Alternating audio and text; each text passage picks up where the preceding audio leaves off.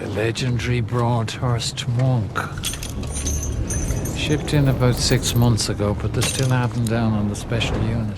Danny Meehan, nicknamed the Bone Crusher, is a former captain of England's national football team. Now retired and bored, he looks for thrills by speeding through the streets while chugging whiskey straight from the bottle. He pulls up to a bar, orders another drink, mouths off to some cops, and then punches them in the face. For assaulting officers and drunk driving, Danny gets sentenced to 3 years in prison. His football career ended abruptly after he was accused of fixing matches. In prison, the guard Hatchet makes it clear right away. Danny's a nobody here. Inmates crowd the walkway to shout and curse at the ex-football star, calling him a traitor who sold out his country for cash. Danny is brought to Senior Officer Mr. Burton. Tomorrow, the prison governor will offer Danny a position, coaching the prison's football team, and Danny's answer has to be no. Just to make sure he gets the message, Hatchet hits him with a baton. They show Danny his cell, then take him to his work detail. He's assigned to clean up trash around the yard with an old-timer named Doc. That includes cleaning up poop wrapped in newspaper, thrown out of the windows at night by inmates. Doc sends Danny to meet Charlie Sykes, a notorious gangster and shadow boss of the prison, currently serving a 30-year sentence. Charlie lost a lot of money betting on the England versus Germany game when one player suspiciously missed a penalty kick. Now, Danny owes him. In the cafeteria, Danny is loudly welcomed by a psychopath named Nitro, who claims he can get him anything he wants. At the same time, his rival, a huge inmate named Massive, slides into the seat next to Danny and offers him chocolate and soft toilet paper. Danny is assigned to a cell with an Iranian guy and 2 black inmates. They don't like him, just like the rest of the prison population. Out in the yard, the guards bring out a chained-up beast of a prisoner. It's the legendary monk from Broadhurst. He came in 6 months ago and still gets held in solitary. Rumor says he's killed 23 people, and that was before he got into karate. Even the guards stay away from him. As promised, Danny is brought to the prison governor. The warden praises his semi-pro football team, saying they actually have a chance to win the league this year and move up. Danny's experience could be the edge they need. But sticking to the earlier plan, Danny turns him down. The governor realizes Burton is behind the resistance. He's tired of investing in the team and getting nothing back. Later in the cafeteria, a thug named Keach starts hassling Danny, but it doesn't escalate. Guards break it up. Burton then sprays pepper spray right in Danny's face. He's the only one thrown into solitary. The prison governor is constantly placing bets on sports. Danny begs him to leave him alone. He just wants to do his time. So why? The governor wonders. Is he attacking both inmates and guards? The old man orders Danny back to solitary confinement. Massive brings Danny some food. He also gives him an idea. Set up a match between the inmates and the guards. It would count as great training for the guards. This idea works for both the governor and senior guard Burton. Massive is pleased with his plan. Nitro chimes in too, saying he could have been a pro player himself, if only he didn't love building bombs so much. Meanwhile, the gambling-loving governor's having a rough day. He just lost 5,000 pounds. Hatchet keeps pressuring Massive, this time for making a new friend. Danny wants Sykes' guys on the team, but the prison boss banned them from joining. Still, one fan of Danny does show up. Blue T wears a jersey with Danny's number and begs to learn some fancy footwork. Danny also starts noticing strange things going on inside the prison. Doc explains that Sykes tips off the governor about which teams to bet on. In return, the governor allows newspapers inside, but they're soaked in acid. It's a trade, illegal substances for betting intel. Nitro becomes a snitch. He offers to share valuable information if they transfer him to a nicer prison. Danny overhears the deal.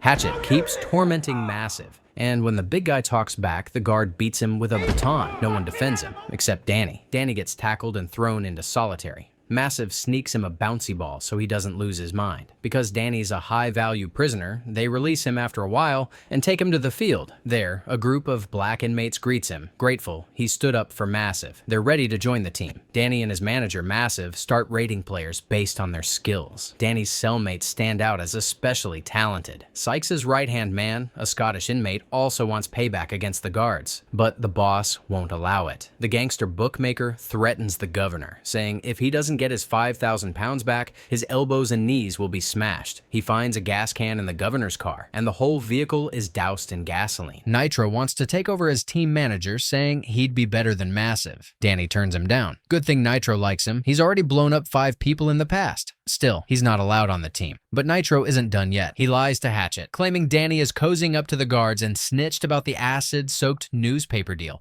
Hatchet and the Scotsman grab Danny and threaten to cut out his eye. Danny fights back counterattack and wins. When the guards rush in, he doesn't snitch on his attackers. That proves he's not a rat. Impressed, the Scotsman apologizes and offers himself and a few solid players for the team. To keep Sykes from interfering, Danny proposes a deal. Let him bet on the game and choose the outcome himself. The prison boss Sykes shames Danny for betraying his national team, but he admits he'd rather bet on the inmates' team anyway. Blue T still dreams of making the team, and Danny doesn't have the heart to turn down his biggest fan. The warden complains to Sykes that the shady bookie he recommended is now threatening him. Plus, he's broke. He's sunk all his money into the prison team. Meanwhile, Doc shares why he's been locked up longer than most. A guy tried to push him around on the outside, so Doc threw a grenade, left over from the war, into his window. He didn't know the man had a wife and a baby. It's something he'll never be able to make right. After thinking it over, Sykes gives permission for his men to join the team, but under one condition: Danny has to fight one of his guys. That way, no one will think they're just buddying up. Meanwhile, the psychopath Nitro has turned on his idol. Hatchet transfers him to solitary so he doesn't get stabbed for snitching. Danny was supposed to fight Gentle Nick, but the guy's not feeling well, so instead he'll face the massive Ketch, undefeated with 30 wins. The fight has a twist.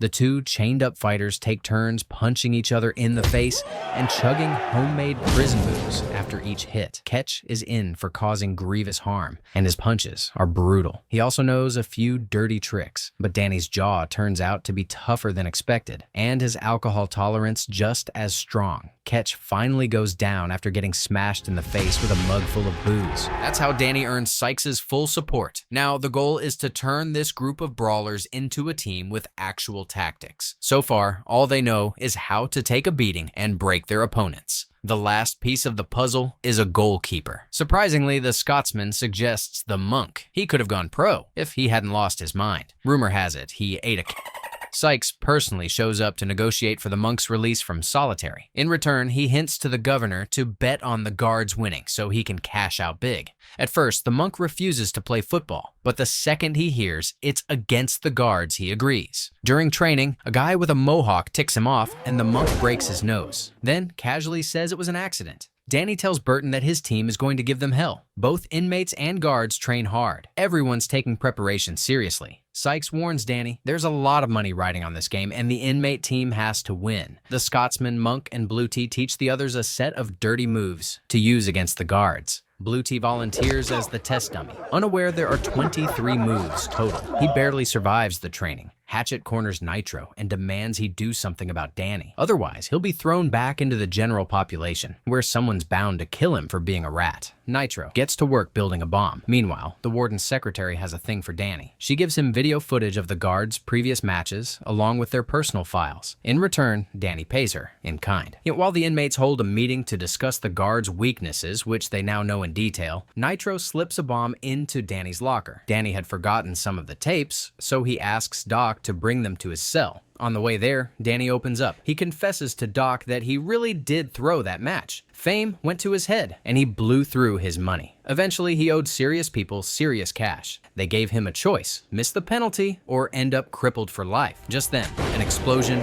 rocks the prison. Hatchet hands Nitro some transfer papers. He thinks he's getting moved to a better prison, but they're actually taking him to the prison psych ward. He's not coming back. The inmates say goodbye to Doc. One of them tells him maybe he's finally made up for his mistake. Danny polishes his boots. Game day has arrived. The whole prison is there to cheer on the team. Burton tells his guards not to fall for the inmates' tricks. They should prove their superiority with skill and win fair and square. Danny gathers his team. He tells them if they win, they'll remember this for the rest of their lives. Plenty of other inmates would give anything to be in their place. Then Sykes steps forward. He says Doc had been saving up his whole life and managed to do one last thing. He bought uniforms for the team. To make sure everyone knows what's happening on the field, 2 inmates provide live commentary. Both teams take the pitch, and the Bone Crusher's uniforms, way cooler. Danny asks the guys to avoid dirty tricks unless they're provoked, but as soon as the whistle blows, both sides go full savage. The guards are first to threaten the goal. During a counterattack, Danny takes out the head of security with a brutal tackle. He then nails a free kick right into Hatchet's crown jewels. Next shot, same target. At one point, the monk forgets which goal is his and charges the opposite end. No one dares to stop him. Players are dragging each other by their shirts, smashing bodies everywhere. During a free kick, the ball ricochets toward Monk's goal. For a second, the beast drifts off into his imagination, picturing himself going full berserker and wiping out the entire guard squad. But he snaps back just in time and makes the save. Troyd pushes the ball deep into enemy territory and makes the pass. The Iranian goes for his famous bicycle kick, but misses. Danny picks up the pass and scores the team's first goal of the match. There were 5 minutes left in the first half. The monk kept running around like a regular field player. At some point, the match turned into an all-out brawl. Everyone against everyone. Even the commentators got into a fight. That's how the first half ended. Sykes lies to the warden, saying he told the inmates to throw the game, but they refused to listen. Meanwhile, Iroquois got his nose broken again, and Blue Tea is subbed in for him. The warden is furious. He threatens to fire the guards if they lose. Then he walks over to Danny and tries to blackmail him. He claims Nitro confessed to the bombing and said it was Danny who sent Doc to the cell where he died, making Danny an accomplice to murder. That's 20 more years right there, so maybe his team shouldn't win. In the second half, Danny starts messing up in defense, losing the ball and ignoring open teammates. The unpredictable monk flips back into beast mode. In his berserk state, he blocks shot after shot with insane flips and jumps. Meanwhile, the brawling on the field doesn't stop. Blue Tea proves how useless he is at football. He keeps losing the ball and even misses wide open shots from just a few meters out. During a clash, a guard spits on the Iranian's head. That's too far. The guy decks him in the face and gets a straight red card. The inmates are now down a player. The monk has even more work to do, but at least he stops wandering too far from the goal. Troyd once again does all the hard work and sends a perfect pass to catch. He nails the shot, and the keeper can't stop it. The score is 2-0 for the inmates, but the monk gets cocky and starts dancing with the ball near the penalty box. The guards punish that arrogance and score, cutting the lead to 1 goal.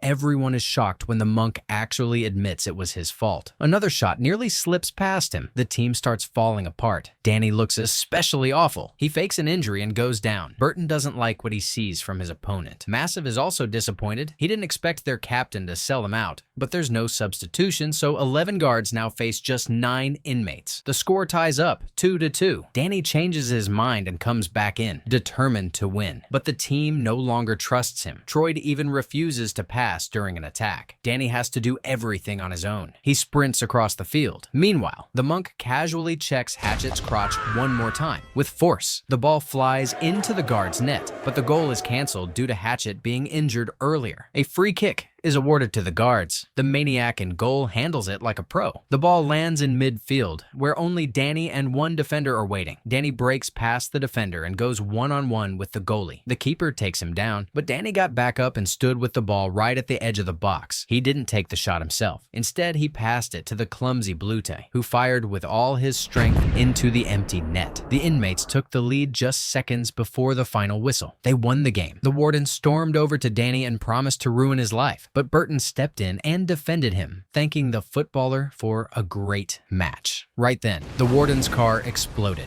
A little message from the bookie.